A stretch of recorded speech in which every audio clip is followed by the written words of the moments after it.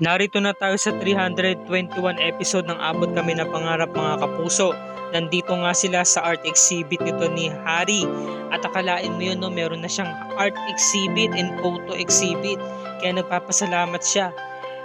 Sinabi niya sa mga tao na dumalo na sana magustuhan nila yung kanyang artwork dahil ang mga artwork niya ay nanggaling mismo sa mga taong pinakamahal at pinaka-importante sa buhay nito ni Harry. Kaya na-appreciate niya kung magugustuhan ito ng mga tao para na rin daw nilang tinanggap yung mga mahal sa buhay ni Harry. At pinasok na nga nila itong art exhibit niya, no? At talagang napakaganda. Hindi nila akalain na sumunod itong si RJ at hinahanap na itong si Annalyn. Samantala itong si Doc Tindon, talagang na-appreciate niya yung gandang angkin talaga nito ni Annalyn dahil sobrang ganda ng mga photos, 'di ba? Sobrang perfect yung photo shoot sa kanya. At tuwan-tuwa naman itong si Nurse Karen, sabi niya napakaganda niya, 'di ba, Doc? Oh, napakaganda. Kaya kinilig talaga siya. Sabi naman ni Nurse Evan, ligawan mo na si Doc Annalyn, Doc Javier. Talagang no? Talagang inudyukan pa. Mga marisol talaga itong mga ito. At talagang napatingin si Doc Tindon kasi nga ang gaganda talaga ng mga kuha ni Annalyn. Hanggang sa dumating na nga itong si Rega na piling mo mauubusan ng babae. Mauubusan si Annalyn, sabi niya, no?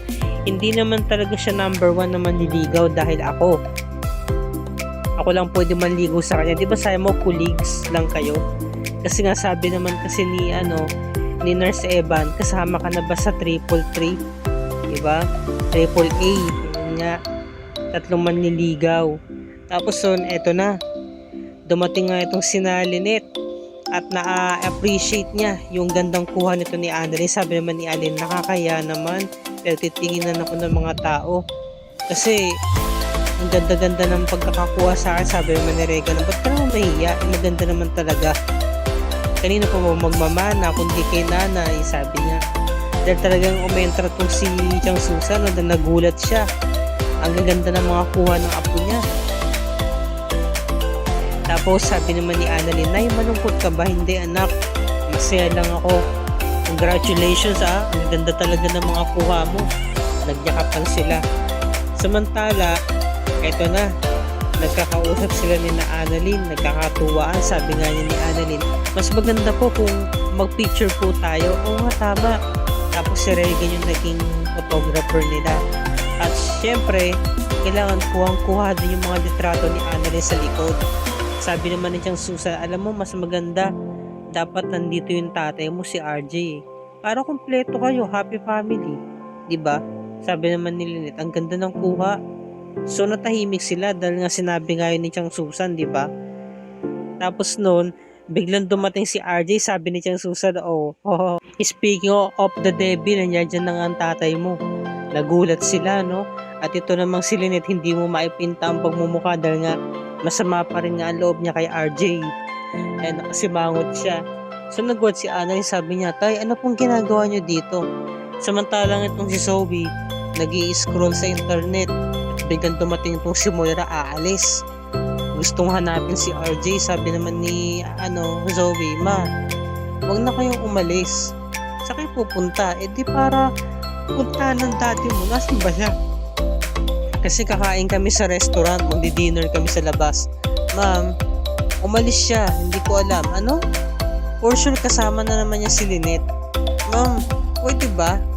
Hayaan nyo na muna si Daddy. Kailangan niya lang talaga ng space. Mabuti nga umuwi siya dito eh. So na-text si Doc Carlos at humingi ng sorry kung ba't hindi siya invited kasi ginagawa niya raw ito para kay Harry. So ito na nga.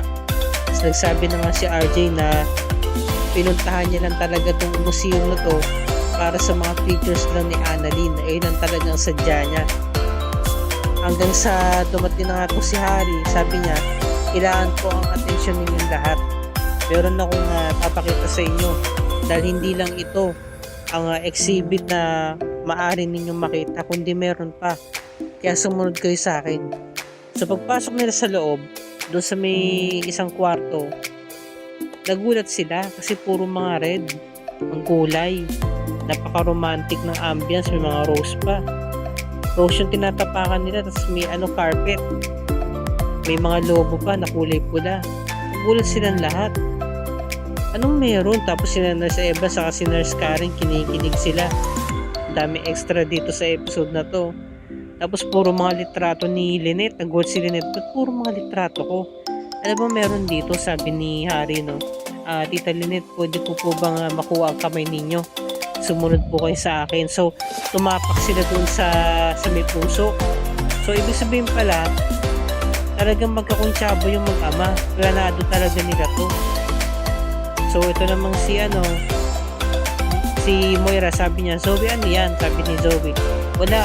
Nag-send lang si Doc Carlos ng link ng kanyang live video. Akin na at panoorin ko.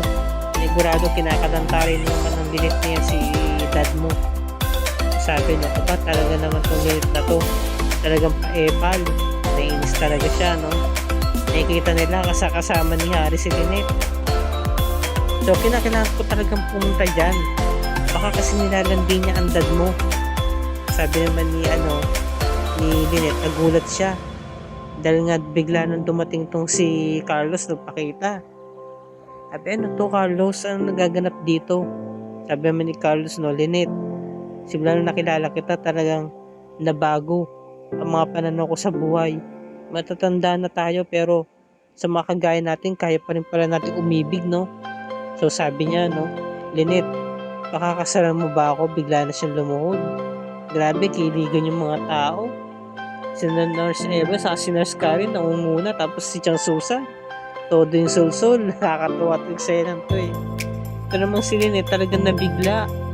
Napaluha na lamang siya.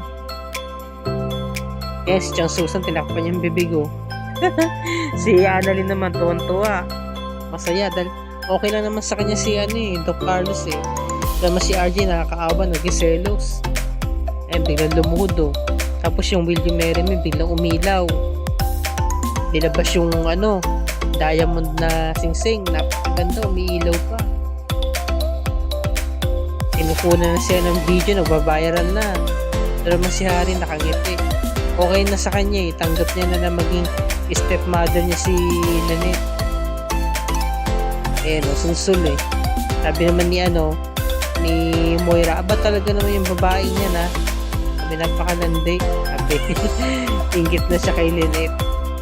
Ayun, nakapanood nila sa video. Sabi naman siya Susan, sige na, magsata ka na. Yes, yes. Sabi niya, bumubulong-bulong siya. Si Regan, tapos napapangiti na rin si Lyndon. Tahimik lang si Lynette eh. Hanggang sa umalis na nga siya, hindi niya nakinaya yung sitwasyon. Dahil nahihiya kasi itong si Lynette. Nagulat sila, oh. Sabi niya, si Tita Lynette, nag-back out to sa proposal. Sabi ni Moira, napaka-choosy talaga yung Lynette na yan. Sabi, inis na si Moira eh. Nagulat silang lahat. Ba't gano'n nangyari? Very awkward talaga. Ganda si Annalyn. Umayaw talaga si Lynette. Sabi naman ni Chang Susan, to Carlos, okay lang. Kakausapin ko si Lynette ha, pupuntahan ko siya. So nag-alisan na lahat ng mga tao kasi wala rin naman sila napala eh. So ito naman si Doc Carlos, talagang parang basang sisiw. Napayuko na lang. Sabi naman ni Moira, alam mo, si Lynette na nga yung pinagpo-proposal. Maka-arte pa, nagagawa pa talagang i-reject si Doc Carlos. Sabi naman ni Zoe, it's okay lang ma'am.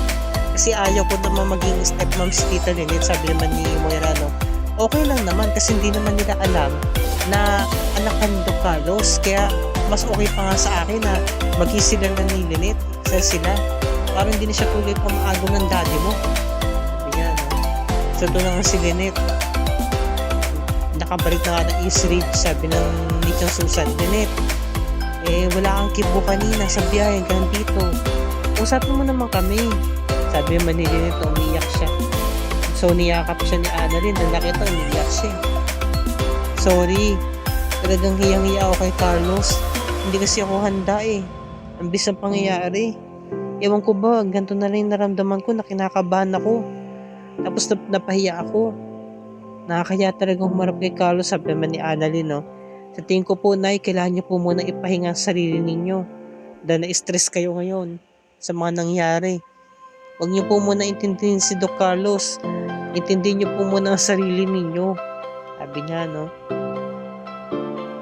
Sabi naman ni Chang Susan, tama ang anak mo, Lynette, magpahinga ka na muna. Sige na, aanali, sasabahan ko siya. Ayan, no?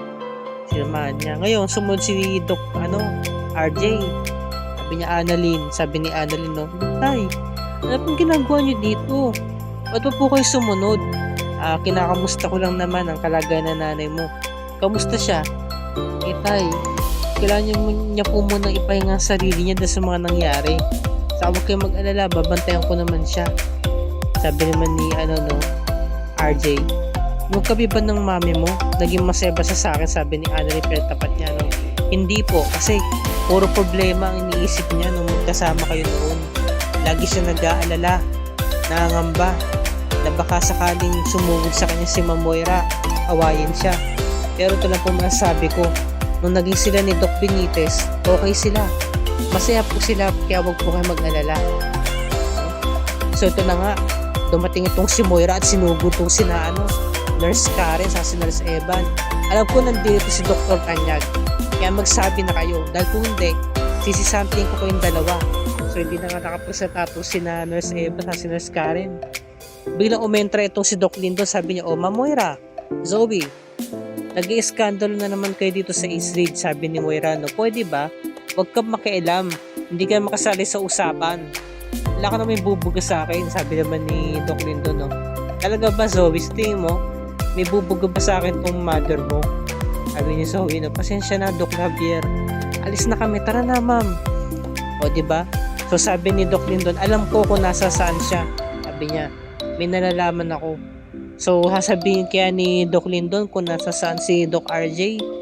Yan ang dapat natin pakatutukan bukas, mga kapuso. Dahil bukas na bukas, episode 322, ay napagdesisyonan na ni Doc Carlos na magpakatotoo kay Lynette. Sasabihin niya na ang totoo tungkol sa kanyang sikreto na anak niya si Zoe. At ano kaya magiging reaction dito ni Lynette? Of course, magagalit siya. Pero ano kaya ang kahinatnan ng kanilang relasyon? At bago tayo maging advance, mga kapuso, alamin muna natin kung matutuloy ba talaga na masasabi ito ni Doc Carlos o hindi. Yan ang dapat natin pakatutukan bukas araw ng Martes, September 19, 2023. At dito na po nagtatapos sa review and recap para sa araw na ito, mga kapuso. Kung bago ka pa lamang sa aking channel, please like this video at i-share mo ito sa social media platforms. I-hit mo na rin ang subscribe button with notification bell icon para lagi ka updated sa mga episodes ng Abot Kami na Pangarap and other GMA shows tulad nito. Magandang hapon, mga kapuso, maraming salamat sa inyong panonood and God bless us all.